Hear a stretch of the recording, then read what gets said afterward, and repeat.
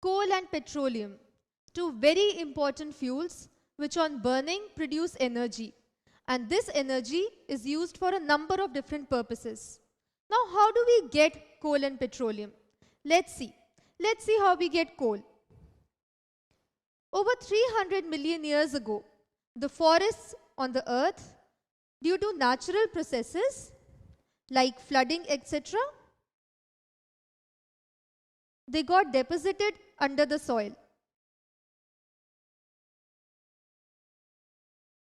So over the years, they got buried deeper and deeper. So the pressure and temperature started to increase. So under very high pressure and high temperature, the dead vegetation got converted into coal.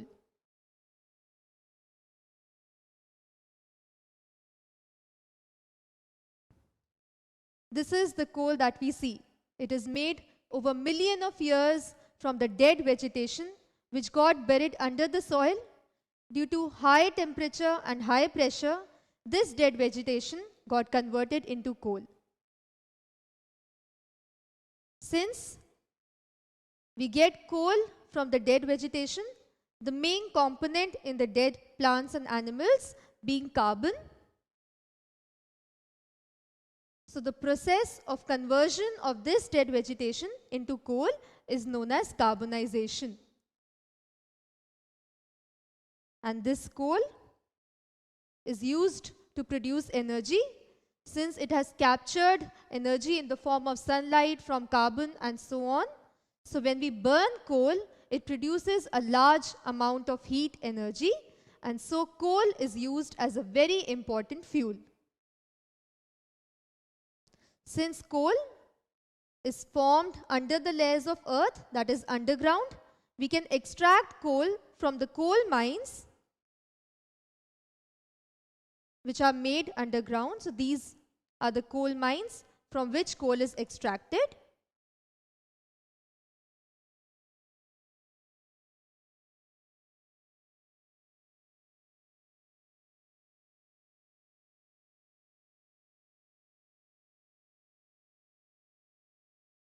Coal is a very important fuel.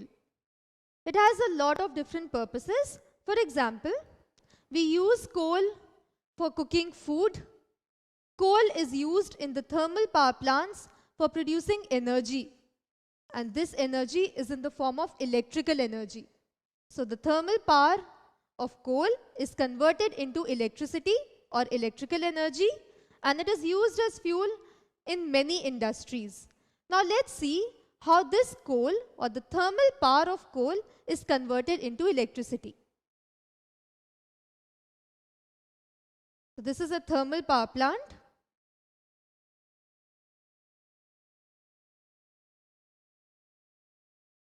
It uses coal as a source of energy. In these power plants, the thermal energy of coal is processed and converted into another form of energy, that is electrical energy. So thermal energy is converted into electrical energy, and this electrical energy or electricity is transferred through cables, and this is the electricity that we get at our homes. So we get this electricity from the thermal power of the coal.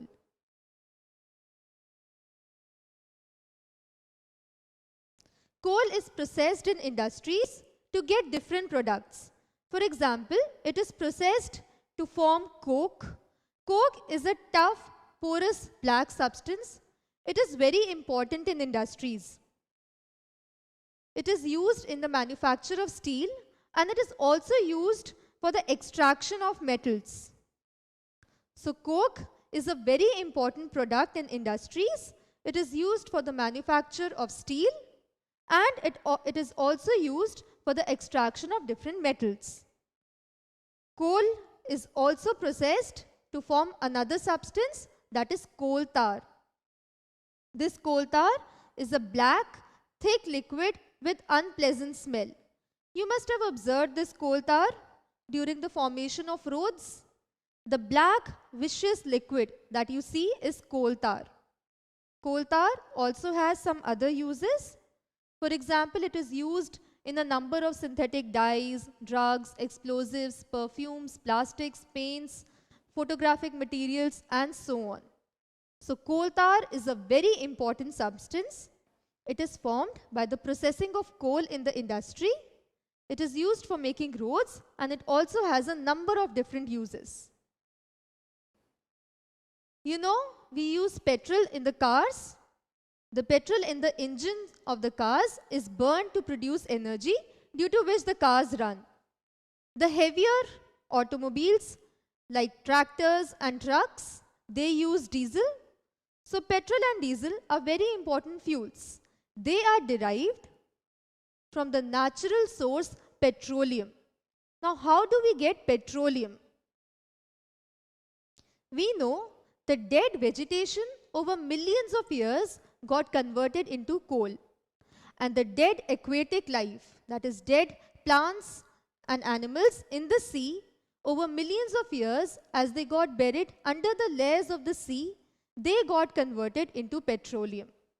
This crude oil, also known as petroleum, was formed as a result of the burial of the dead plants and animals of the aquatic life. So over millions of years, the aquatic life got converted into petroleum, and they also formed a layer of gas. So we find this gas, which we'll see later, this natural gas is found floating above the layer of petroleum. So this is the crude oil or petroleum which is obtained. Then we have the oil drilling power plants in the water bodies. They extract this petroleum or crude oil from the water bodies. And this crude petroleum is then processed in big plants.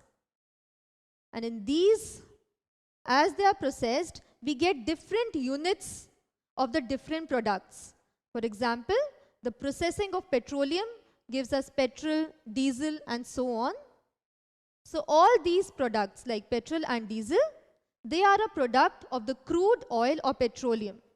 So first, petroleum is extracted and it is then processed to form the different products. The layer of gas which was formed above the oil was a gas known as natural gas.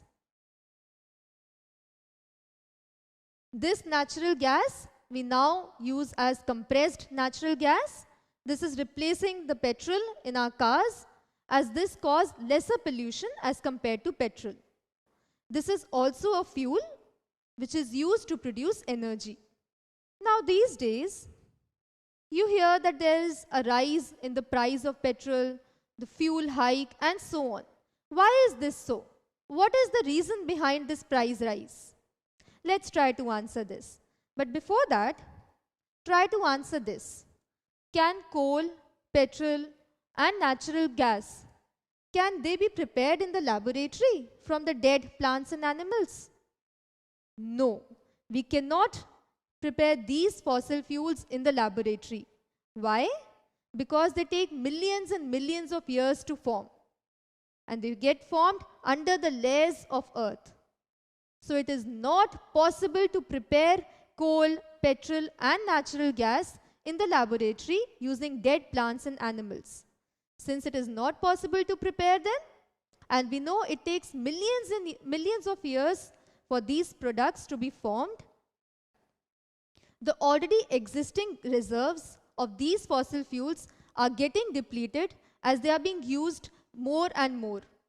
And so, as the reserves are being depleted, their prices are getting increased. So this is the reason for the price hike of these fuels. And for this, we define two kinds of resources, the exhaustible and the inexhaustible resources. From the name exhaustible, we can infer that these are the natural resources which can get exhausted. That is, they get over. For example, coal, petrol, natural gas, We know it takes millions of years to form these.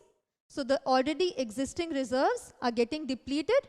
So one day they'll also get exhausted.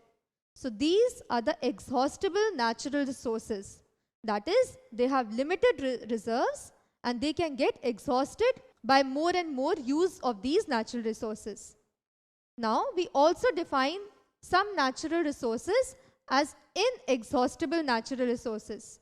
From the name inexhaustible, these are the natural resources which will not get exhausted. So the two resources are exhaustible and inexhaustible. The examples of inexhaustible resources is one of the examples being wind energy. These days, windmills, they are used to convert wind energy into different forms of energy. And we know wind is a form of energy which will not get exhausted. So we can use this wind energy as an alternative form of energy. Also, these days we use solar energy. This is the energy derived from sun. We know this solar energy will not get exhausted. So these days, solar cookers, solar heaters, and so on. These articles, they use solar energy for different purposes. Again, solar energy is an inexhaustible form of energy, as this will not get exhausted. So this is used as an alternative form of energy. So we have two forms of natural resources, inexhaustible and exhaustible. Inexhaustible natural resources are those which are present in unlimited quantity.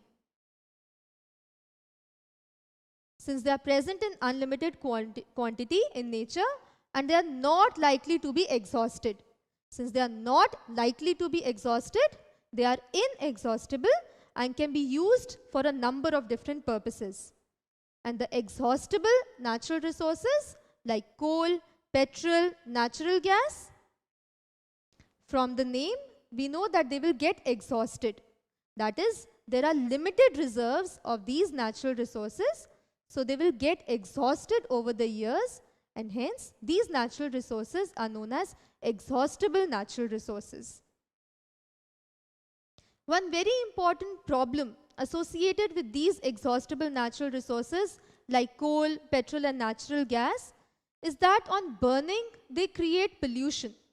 They produce carbon dioxide, which is a very important source of creating air pollution. So even though we need these fossil fuels for a number of different purposes, they cause air pollution. So it is advised to use these natural resources judiciously and with care.